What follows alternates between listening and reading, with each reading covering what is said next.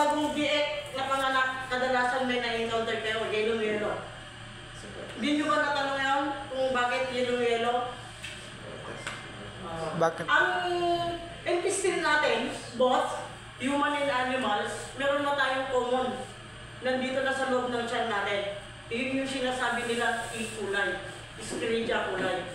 Yan lang naman, uulitin ko yan kasi sikat na sikat yan. Yan ay gram-negative bacteria na present sa intestine natin. Opportunistic bacteria, it means sinabi opportunistic. Once na bumaba, ang immune system natin, doon siya umaatake. Kaya, binibigyan natin ng biik, ng suspension, anti-scouring, para ma-minimize natin at ma-prevent natin yung maagang pagtatae. Kaya minsan, kung makikita niyo yung kaulin, yung pigdusa na sinasabi yung pangalan nito, tinanong mo ako? Kaulin. Yung kaulin sa kapiktin, yung kaulin kasi yon, meron siyang parang charcoal yon na nagpapatigas ng tae. Kaya kailangan i-shake mo yun kasi parang may itim-itim siya. Tama? Yun na nagpapatagas sa tae niya. At yung isa naman, kasama niya, parang antibiotic for fight for secondary infection. Kasi alam natin bacterial infection. Yung kulay-kulay, pinkish, reddish, ito naman yung salmonella. Okay? Yung kulay tsokolate, parang ano siya, may itim-itim. Yun yung kadalasan na sinasabi natin coccidiosis, coccidia. Usually, common nakikita natin sa airway. So, na-winning na yun. Ngayon, yung coccidia, yun yung... kulay tsokolate, sir, na parang itim siya. Lamig ang petaya. Ang tumatagit dyan, yung ating sabiko. Sabi ko, yun yung ginagamit Yung natin. nasa iron with, ano yun, with... Kaya wala kayong case. Maganda. Bakit? Malapit tayo sa poultry. Alam natin ang major na problema ng poultry is coccidiosis. Common yun. So malapit tayo, malaki ang tendency. Pero dahil gumagamit pa kayo early stage during 3 days, during iron, meron na kayo. So wala akong gaanong nakikita na ganong case. So maganda. No? And then, idagdag ko na rin yung kulay puti. Minsan meron kayo nakikita puti, nagsusukang puti. Yun, it means to say maganda. Maganda ang secretion ng milk ng nanay. Kasi hindi na niya mag-adjust sa dami ng iniinom ng gatas ng baboy. Pero normal lang yun sa baboy dahil masiba siya, naiimpatyo na siya. Okay? And then, idagdag ko na rin sa breeding. Meron nakapagtanong kasi sa akin. Yung, ewan ko lang, kung naikatanda nyo sa breeding, yung kulay puti. Choke. Yan yung mga minerals deposit sa katawan ng baboy na hindi niya Sa Bulacan maraming ganyan. Pero mabubuntis naman. Parang sa atin is parang UTI, parang gano'n. Doon, pag marami ng case na gano'n, unang-una tinitingnan natin yung water intake ng baboy. Tignan mo kung masyadong mababa o kaya wala ng tubig, mahina, gano'n yun. No? Pero yun,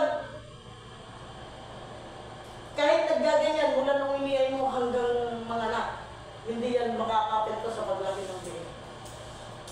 Hindi siya madaming makikita. Madaming kahit. Nasubukan ko na yan for how many times. Yung last na pinagtrabaho ko, halos 50% sa gestation namin gano'n dahil ang problema kami ng tubig. And then based sa study ko, mula nung na-AI, hanggang nanganak, sinundan ko yun yung mga baboy na yun. And then, normal lang naman ang naging anak nila. So, parang pinungkod ko na hindi siya, bihira lang yan dito.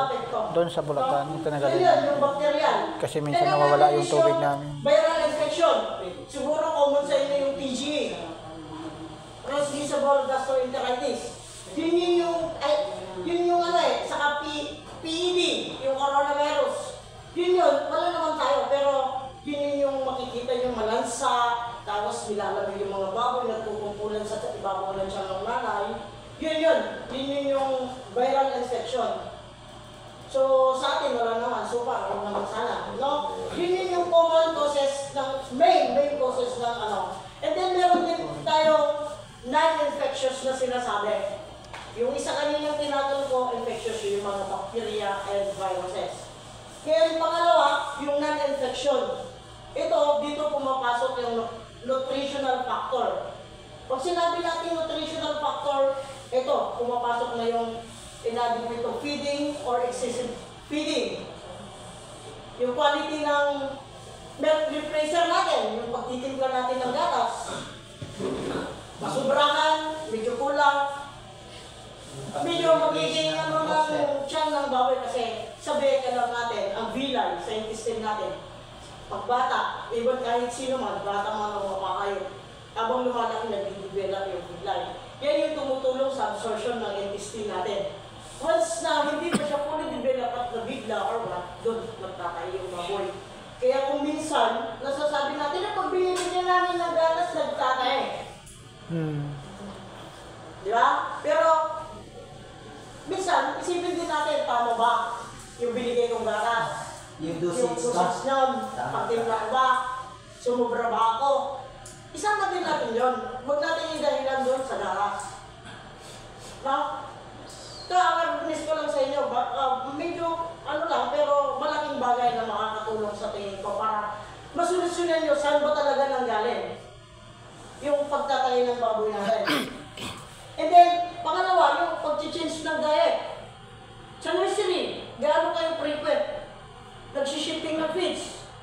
Dito ba, madalas, pag nagpapakain na kami ng PS, tumitira nagtatay. Baka kailangan yung magkaroon kayo ng transition. 75-25, 50-50, 75-25, booster to PS. Nagagawa ba natin yun? Hindi. Oh, baka yun yung mga isa sa faktor. Baka Nabibig. may meron siyang kumbaga Doon binigay. sa Bulacan, nagsisifting ng feeds eh. Subukan ko nga. Pag di 19 na, mag-lactation. Subukan ko nga ito. Bago mapalo. Kailangan mo-consider din natin yun. Oo, kasi sa ano natin, kunwari leaders, talagang pagka pre-starter, booster to pre-starter, wala tayong mixture, mixing na nangyayari 50% o 75%. Totally, pakatong lang yun. Walang transition. Wala. Pero hindi naman Wala naman nag-isip. So, possible dito, wala namang ganong case. Yun nga, ito lang, dinidiscuss ko. Ano yung infection and non-infection. Na pwedeng maging dahilan. Possible. No? Nagko-contribute. Nagko-contribute. No? And then, pangalawa yung environmental factors. Sa environment, ano ang mga yun? Doon, pumapasok na yung forced sanitation, inadequate ventilation. Ipakita mo nga sir, yung picture na ano ko. Diyan pumapasok yan.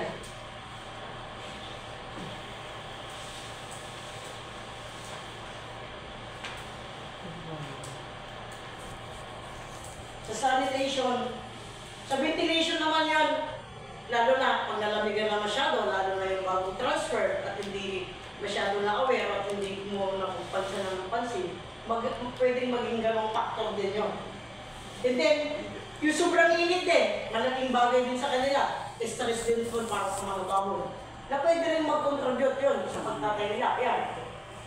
Ayan, sa nursery, kung titignan nyo yan, pakunti-kunti, pag pinapatungan yan ng peds, malaking bagay yan. Hindi ba pwedeng maisong siya?